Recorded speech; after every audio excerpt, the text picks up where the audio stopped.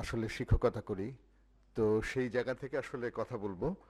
আমার কাছে মনে হয় যে এটা ধরেন এখানে রাজনৈতিক সংগঠনের ব্যক্তিবর্গ আছেন, আইনজ্ঞরা আছেন, এখানে নানা ধরনের অধিকার আদায়ের জন্য যে সংগঠনগুলো ক্ষুদ্র জাতিসত্তা কিংবা নানা ধরনের সংখ্যালঘুর অধিকার নিয়ে যারা কাজ করছেন তারা আছেন।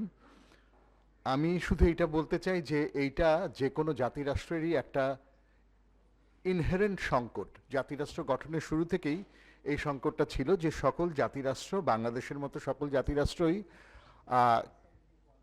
জনগোষ্ঠীর কোনো একটা অংশকে আপন করে এবং কোনো একটা অংশকে পর করে। তো বাংলাদেশটা কার দেশ হবে? যখন আপনি বলেন যে এটা বাঙালির দেশ, তখন এটা অবাঙালিকে মার্জিনালাইজ করে, অবাঙালিকে প্রান্তিক করে। যখন আমি বলবো যে এটা বাঙালি মুসলমানের দেশ, তখন এটা বাঙালি এবং মুসলমান ব্যতি রেখে এই ভূখণ্ডে যারা আছে তাদেরকে মার্জিনাল করে, বা এই দুটো হাইফেনেটেড ক্যাটাগরিকে বাইরে যারা পড়ে তাদের সবাইকে মার্জিনালাইজ করে।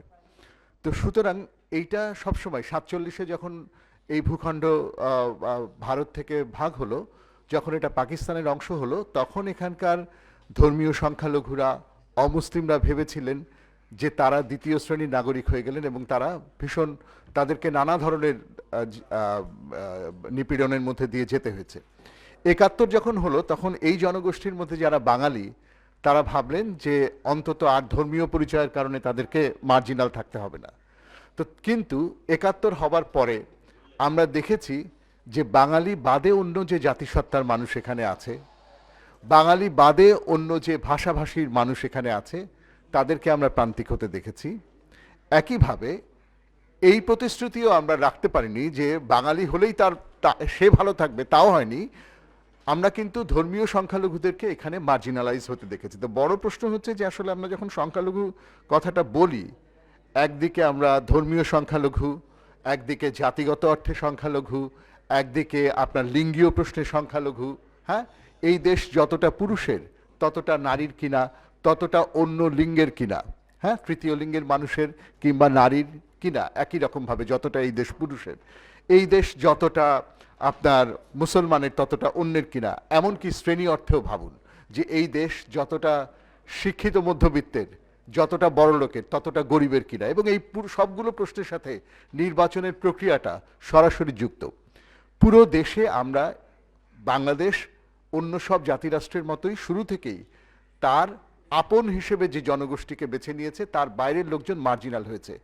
আমরা জুলাইয়ের রক্তক্ষয়ী অভ্যুত্থানের পরে বোকার মতো হয়তো আশা করেছিলাম, হয়তো বেশি আশাবাদীর মতো আশা করেছিলাম যে কতগুলো মৌলিক পরিবর্তনের কথা বাংলাদেশের মানুষ ভাববেন, আমাদের মূল রাজনৈতিক অ্যাক্টররা ভাববেন, আমাদের বিদ্যা জগতের মানুষরা ভাববেন, আমাদের নীতি নির্ধারকরা ভাববেন।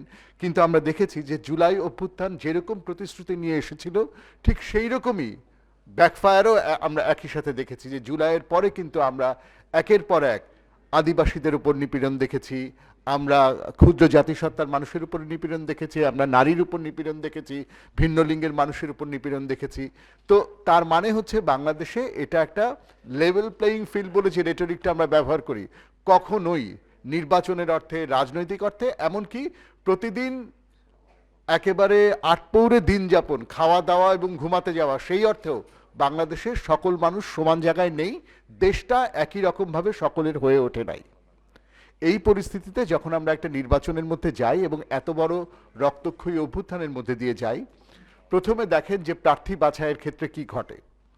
নারীদেরকে প্রার্থী হিসেবে দেবার ক্ষেত্রে রাজনৈতিক দলগুলোর ভঙ্গিটা দেখেন ওভারঅল, এবং ওভারঅল তারা আসলে শেষ পর্যন্ত 5%-এ গিয়ে ঠেকেছে পুরো নেগোসিয়েশন। এবং তারপরেও কোনো রাজনৈতিক সংগঠন, অনেক রাজনৈতিক সংগঠন, বড় রাজনৈতিক সংগঠন একজন নারী প্রার্থীকেও দেয় নাই।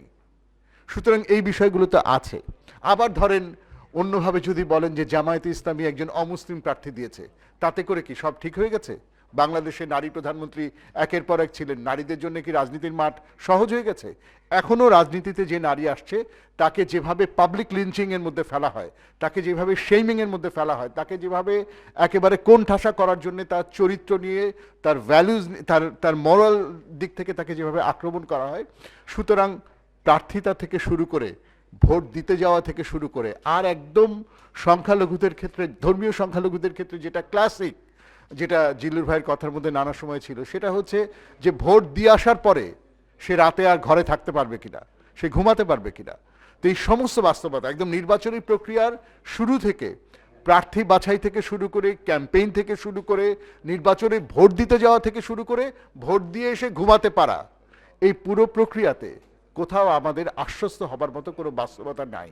এবং নাই যে সেটার আর একটা বড় কারণ হচ্ছে জুলাই অভ্যুত্থান পরবর্তী বাস্তবতায় রাজনৈতিক দলগুলোর সাথে এই সরকারের সবচাইতে বড় যে সমালোচনাটা আমি লাগাতার করি, সেটা হচ্ছে এই সরকার রাজনৈতিক দলগুলোর সাথে কোনো অর্থবহ কার্যকর যোগাযোগ তৈরি করার চেষ্টাই করেন নাই। ক্ষমতায় আসার পর থেকে রাজনৈতিক দলগুলোকে সত্যিকার অর্থে আস্থায় নিয়ে আসা এবং তাদের সাথে একটা কার্যকর সম্পর্ক, ধরেন দুটো বড় জায়গা, একটা হচ্ছে বাজার মূল্য আর একটা হচ্ছে আইন শৃঙ্খলা পরিস্থিতি। এই দুটোতে হাত দিতে গেলে তার রাজনৈতিক দলগুলোকে আস্থায় আনতে হবে, কিন্তু বর্তমান সরকারকে আমরা সেটা দেখি নাই। এবং যে কারণে যে কোনোখানে যে কোনো কিছু যে কেউ করে ফেলতে পারে, যে কেউ যে কারোর গায়ে কোনো একটা ট্যাগ লাগিয়ে দিয়ে তাকে মেরে ফেলতে পারে, তার গায়ে আগুন দিয়ে দিতে পারে, যে কোনো ভবনে ফ্যাসিস্টের দালাল বলে, ভারতের দালাল বলে যে কোনো ভবনে আক্রমণ করতে পারে।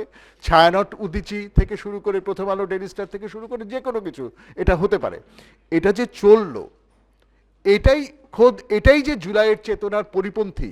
এই আক্রমণগুলো যারা জুলাইয়ের নাম ব্যবহার করে করছে, তারাই যে আসলে জুলাইয়ের চেতনার পরিপন্থী কাজ করছে, সেই কথাটা বাংলাদেশে এখন বলার মতো অবস্থা নাই। তো এইটা হচ্ছে একটা সার্বিক ব্যাপার, যে পুরো দেশে এক ধরনের নিরাপত্তাহীনতার জায়গা আছে। কিন্তু মনে হয় যে আশঙ্কা জনমনে ছিল, সেই আশঙ্কা হয়তো একটু একটু করে মনে হচ্ছে যে সবাই নির্বাচনী এর মধ্যে ঢুকে যাচ্ছে। যদিও গতকালকেও আমরা যুবদলের কর্মীকে ঢাকা শহরে খুন হয়ে যেতে দেখলাম, কিন্তু মনে হচ্ছে নির্বাচন হবে। যদি নির্বাচন হয়েই যায় ঠিকঠাক মতো, তারপরে কি বাংলাদেশ রাতারাতি ঠিক হয়ে যাবে? এখানে যে কোনো সভ্য দেশে একটা ন্যূনতম চুক্তি থাকতে হয়। আমার থেকে রাজনৈতিকভাবে ভিন্ন মতের হলেই তাকে নিয়ে আমি সমুদ্রে ফেলে দিয়ে আসবো? আমি তাকে দেশের থেকে বের করে দেব? এখানে পুরুষের হাতে ক্ষমতা বেশি থাকলে তারা নারীকে কিংবা তৃতীয় লিঙ্গের মানুষকে দেশ থেকে বের করে দেবে?